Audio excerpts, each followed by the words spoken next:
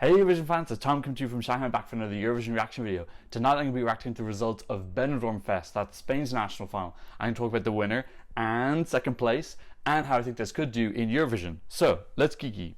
As always, you can use the progress bar if there's timestamps. I assume there will be. You may have noticed my background has changed. It's actually Chinese New Year in China right now, so I'm on holiday for a week. So I'm going to be in hotels for the next week, so expect lots of bad lighting. So I've just finished watching the final. Chanel was the winner in the end.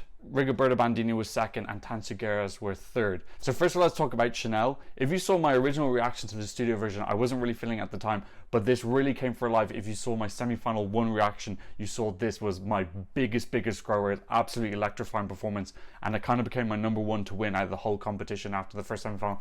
I don't think I was alone. I think a lot of people really got on board with her. She just had an absolutely electrifying performance. It was really special. So I think she was a very deserving winner in terms of a total package of song, performer, choreography. Everything that she showed was the closest towards a finished Eurovision performance in the final, and I think that's why she was ahead of some of her rivals who maybe didn't think out all of the aspects of the show. Now, I know a lot of people are going to be pissed off about the jury being 50%, but that's a reality in Eurovision as well, is that it's 50% of the vote, and it is all international, it's all non-Spanish. In this jury, there were 5 of them, and 2 of them were foreign. We had the head of Icelandic delegation, and we had Martin Dietmann. One thing I thought was interesting about Chanel was I felt like she'd already made an internationally accessible version of her song. There was some English in it, there was lots of choreography, which obviously translated very easily. I'm going to go into more detail in my Spain video, which is going to be a reaction to her live performance. You can see me in the background there.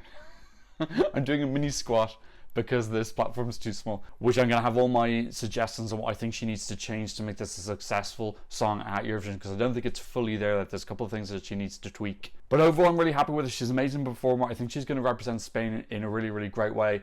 At this point in time, I think it's the type of song, in its very current form, I think it's the type of song that will come at 18th, 19th, but I definitely think it's got the potential to rise a lot higher than that. She's got the star quality, which is something that you can change quickly. You either have that or you don't. The things that you can train, she's already got. The things that you can change, like some of the tweaks in the song, for example, are changeable over a short period of time, so I'm quite optimistic about this in the future. Second place was Rigoberta. Now, I've been through a journey with this song. I really didn't like it at the start because I went into the song not knowing any of the context of the lyrics, which is how viewers in the Eurovision would have been as well. Now, this brings up a really interesting point of when you're in a national final, how far ahead do you need to be thinking? Because if she had made the first 40 or 50 seconds that have some English parts, that kind of gave the context of the songs, explain this is about women's rights and being free to be in control of their own bodies. If I had heard that message when I was doing my reaction, I definitely would have sat through the song. But for me, I'm just hearing a song in Spanish. I don't know if it's about love from above or something that's incredibly deep like that.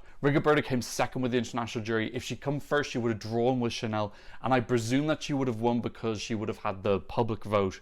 She was ahead, she was second in the public vote, and Chanel was third. So it could actually come down to the Icelandic head of delegation and Martin Dietmann in the end. So this actually could be a very valid point. If she had put that English in at the start and they had known, I know for me, I can only say from my perspective, I definitely would have been more interested from the song from the start, and it would have given me that context that this has got meaning and gravitas, and then I would have sat through. I really love the end. I love that gorgeous high note that she hit. It's beautiful. This gave me absolute tingles, definitely. And as I actually sat through the performance, I could see the potential for this in Eurovision.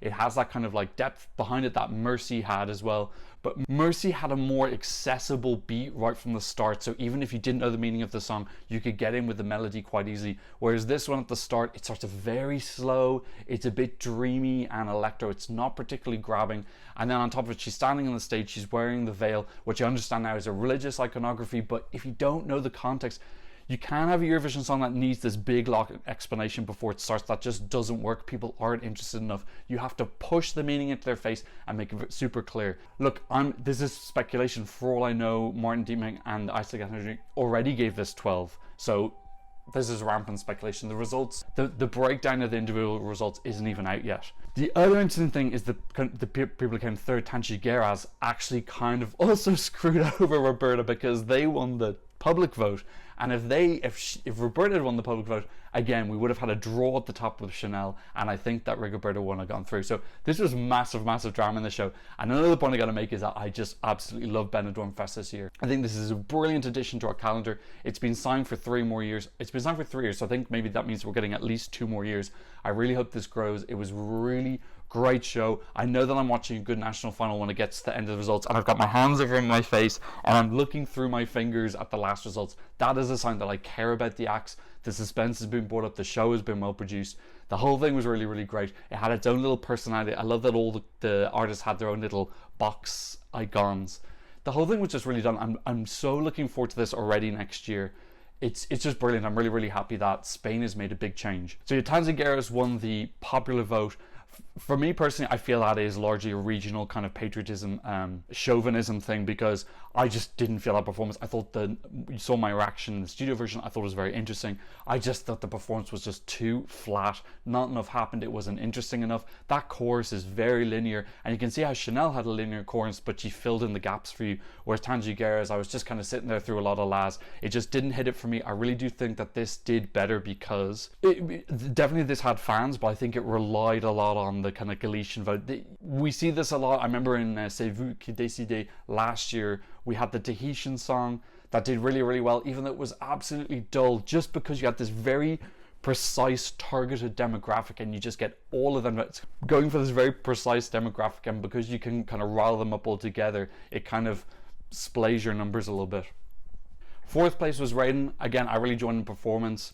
It seemed like there were a couple of mic problems. When the five guys came in, the guy that was on his right, which would have been left when we were watching the screen, it seemed like his mic wasn't working properly. There also seemed some mic problems with Tanxugueiras as well. She kept on touching her ear, the middle girl, and it was very distracting as well. That distracted me when I was watching their show. I really do think, I think the jury really got it very, very well in their rankings. I think that was a very, Blanca Paloma doing a little bit higher, that's very typical of juries. It's jury bait, respectable. It's always going to be hard. I thought the jury did a good job. But the key thing is, we got to get across, this has been a fantastic final. There's been so many people in the community who've got massively invested in this. I think it's been a whopping success.